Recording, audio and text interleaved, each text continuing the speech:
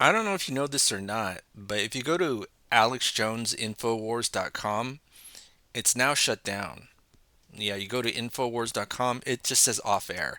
And this happened about like 4 days ago. And so I was thinking, you know what? If Alex Jones came back on air with the show called Banking Wars, about how there's a financial war for your mind, and all he did was rant about like big banks and, you know, minimum payments and loans, right? Look at here. They want your minimum payments forever. I think I would watch it. It'd be so iconic. And Alex Jones, regardless of whether you love him or hate him, there's a lot of people who really hate Alex, and there's a lot of people who love him too. He is really iconic. He's like his American's apple pie. There's no such thing as an Alex Jones type character who was born and raised in Europe, right? They want your minimum payments forever. Anyways, if you've never watched Alex Jones, I'll play you one of his more iconic clips. I don't like them putting chemicals in the water that turn the friggin' frogs gay. Do you understand that? Serious crap. I'm sick of being social engineered. It's not funny. Yeah, that's Alex.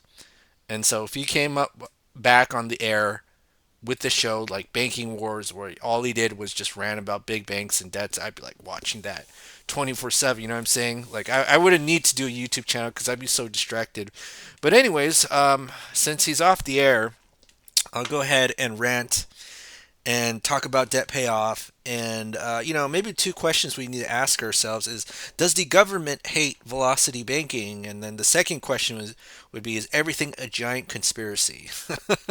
So I can't answer those questions for you, but in the words of Alex, something he used to say all the time is like, it's in their documents. I'm showing you their documents, right? So this is a document, public document from the state of Illinois Department of Financial and Professional Regulation.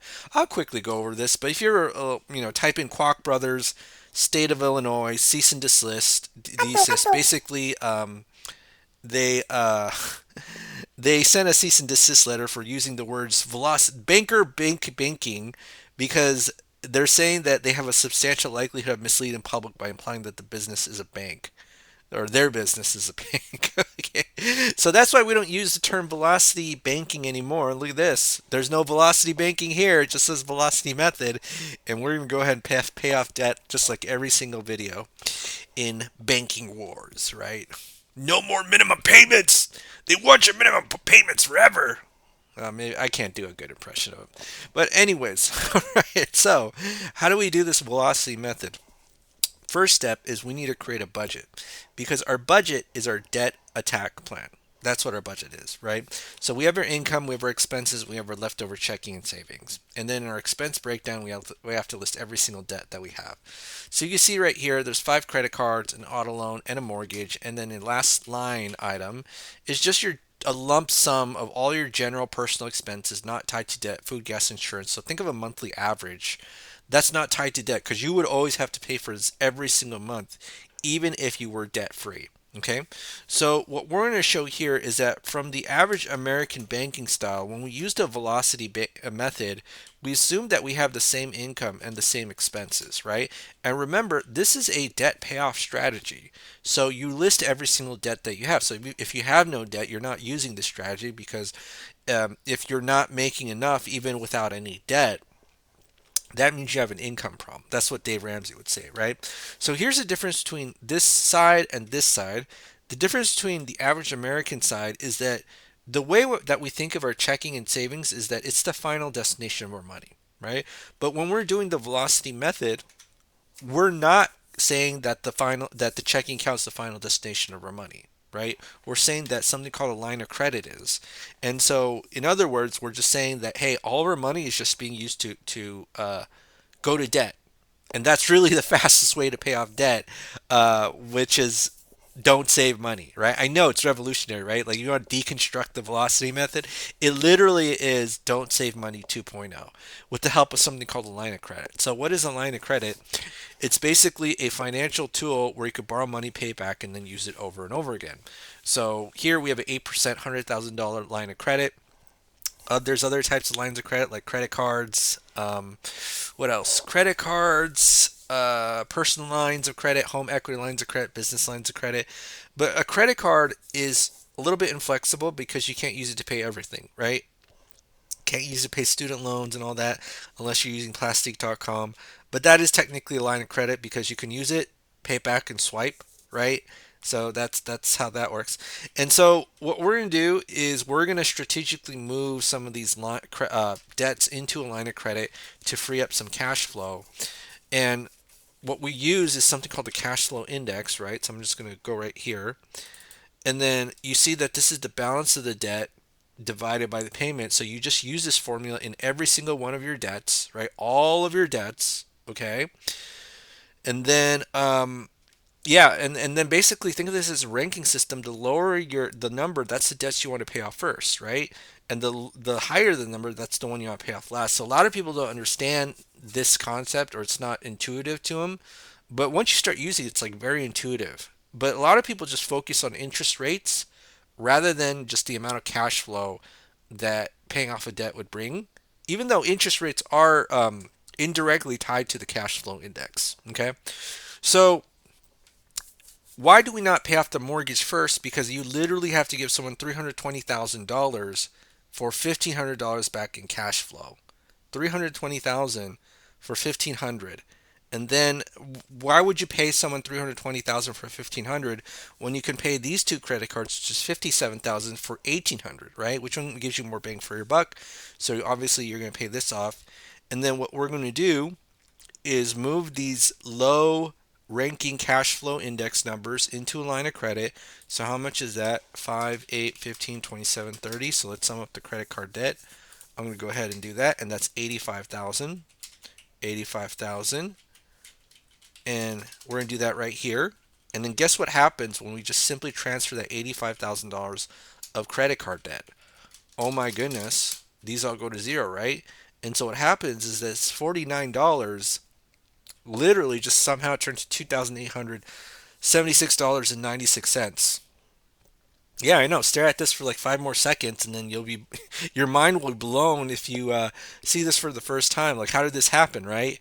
And we did not make more money. You see how this income is the same? All we did was just shuffle some debt to somewhere else, and literally this $49 turns to $2,876.96. So what we're going to do is now put our entire paycheck into the line and take our expenses out, and then you'll see that the line of credit balance will go down by $2,876.96.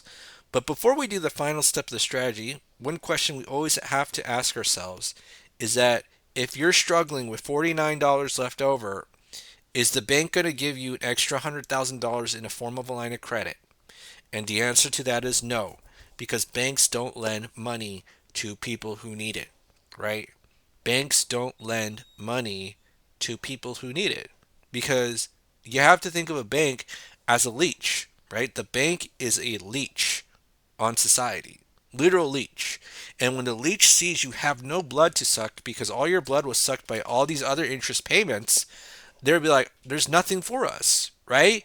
So that's why banks don't lend money to people who need it. And the other thing about needing money to a bank is that people who need money don't pay you back, right? The bank's human translator will literally say, hey, if you need money, you're not going to pay us back. And that's why every time your friends or family member have asked you, hey, can you lend me some money? I need it, and I'll pay you back. They literally told they won't pay it back. That's why the bank doesn't lend money to people who need it. Now you might be asking, well, why do we demonstrate free and clear lines of credit? Because it makes the demonstration so much easier. And if I do a realistic scenario, it's going to take me an hour and I'll be here forever. But if you get the point and you understand, hey, wow, it's really useful to have a line of credit, and I can literally see the benefit of going $49 to 2,800 in a snap like Thanos, then you'll if you knew this strategy before you ever took on debt, you'd probably never be here. That's what I always say, right? So now what we do is we do the final step, put the entire $6,300 into the line of credit as an overpayment, take our 3,000 out, and then rinse and repeat over and over again. And so let me go ahead and do this. G2 plus H2 minus whatever the cash flow is. So what is the cash flow? It's 2876.96. So 2876.96. And then we take the average daily balance and then multiply it by the interest rate and then divide by 12. So that's how we get the interest. So think about this. We put this entire 6,300 into the balance, right? What happens is that the average daily balance gets lowered because you're putting your entire paycheck into that line of credit, okay? And if the minimum payment is only $557, every time you put the $6,300, you're always going to make the minimum payment. So this is no biggie, okay? So I'm going to go ahead and do this, and I'm just going to go ahead and copy and paste, and then you see that in month 33, right? Month 33, this gets paid off. Month 33. All right, so let me just kind of go here, and then I'm gonna do 33 months, and then 33 months, and what are we gonna do? So 33 months, and that's what 85k. All right, 85k. And I'm gonna go ahead and copy and paste this. And then now we have two more loans, which is the auto loan and the student loan. So luckily we got this loan calculator right here where I literally just have to put the month and then it will tell me the current balance, right? Isn't that cool? I kind of crafted this myself, but not really. It's obviously it's Microsoft Excel functions, but I don't think I've ever seen anybody like just kind of present loans in this way. I mean, it's really just three factors that determine a loan, which is the balance, the interest rate, and the term. It spits out a payment, and then if you have the current month, you can get the amortization and get the balance of that loan in whatever current month is. And again, we use the cash flow index again. So lowest one, right? So which one has a higher interest rate? Well, it's obviously the mortgage. But why are we tackling this 3% loan? It's because this 3% loan has a higher cash flow that we can obtain if we pay it off immediately, right? Or relatively higher cash flow. 10,000 for about $400 of cash flow, or 300,000 for 1,500. I'll take the 10,000, Alex. Pun not even intended. That was a Jeopardy pun, not an Alex Jones Infowars pun. All right, so let me just kind of go here and do this. Infowars.